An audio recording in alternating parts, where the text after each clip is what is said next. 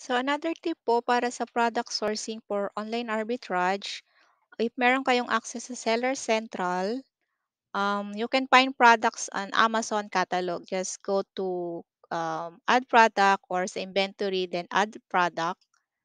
Click mo lang siya and then type mo yung brand dito.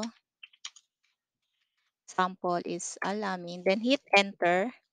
Then magsho-show na yung mga item na pwede mong i-source or hanapin. So meron siyang EAN or puwedeng UPC, and then meron din siyang sales rank, and then makikita mo kung gated ka or ungated ka na dito sa brand na 'to. So kapag may nakalagay na sell this product, meaning ungated ka na dun sa brand na 'to, then puwede mo siyang ibenta. Pero kung ang nakalagay naman po dito is, apply to sell, meaning gated ka and then hindi mo pa siya puwedeng i-sell yung item.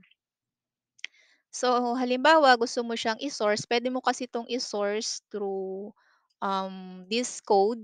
So copy mo lang siya, then gamit ka ng barcode lookup, extension lang din naman siya sa Chrome, then search mo lang siya. And then sa baba, makikita mo kung anong store siya available. So dito is Amazon lang din siya. So ang gawin mo, i-open mo to, punta ka sa product page, click mo lang siya, yung title, and then mapupunta ka na dito, madadirect ka sa product page ng item sa Amazon.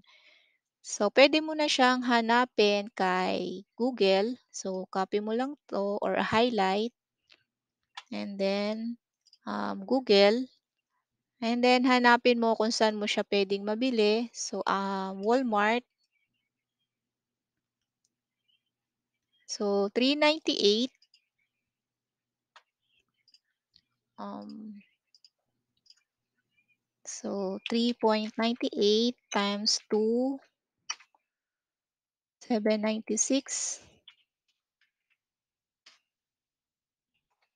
So, 796 dito is makita mo meron kang net profit na 323, then ROI mo is 41%. So, make sure lang na available sa store. Puwede kang mag-add to cart, and then hindi siya third party seller, so dapat ship sa Walmart. Dapat ang nakalagay dito is sold and shipped by Walmart. So ibig sabihin si Walmart yung nagbebenta, and then dapat available siya sa store, so nakakapag-add to cart ka.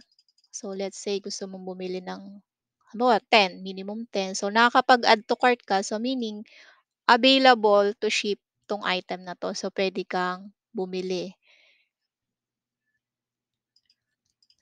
So pag gano'n, tingnan mo 'to kung siya ba ay yung kita trend niya consistent ba. So dito, consistent naman yung buy box, kaya lang yung price niya kasi is decreasing kasi yung number of sellers niya is, increasing. So pupuwede pang bumaba yung presyo nito kasi dumadami ng dumadami yung nagbebenta sa kanya or nagso-source sa kanya. So nag-start tumaas yung seller June 9 or 9 or 10, and then hanggang dito. So, more than 10 days, ganito na siya kadami from 7 sellers.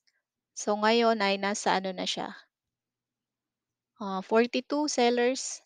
So, masyado ng marami yung nagbebenta. So, depende sa client nyo kung gusto pa 'tong ibenta. Pero mostly kasi yung ibang client is umiiwas sa ganitong trend ng Kipa. Kasi posibleng mag-drop pa yung price mo and then mag-increase pa yung number of sellers. So makikita mo rin naman dito sa inventory nila ilan ba yung, um, umikot ba yung buy box niya. So dito naman nagro-rotate naman yung buy box, and then sa stocks nila, so konti lang yung stocks. So puwede naman depende sa client niyo kung mag-a-accept sila ng ganitong trend ng number of sellers. Then depende rin sa criteria niyo kung papasok siya. So maganda naman kasi yung, BSR niya. So pasok din siya. Yun nga lang is marami siyang number of sellers. So yun lang po, sana is makatulong. Wait, Check natin kung halimbawa ang input natin dito is gated. So, halimbawa is, um, Lancome.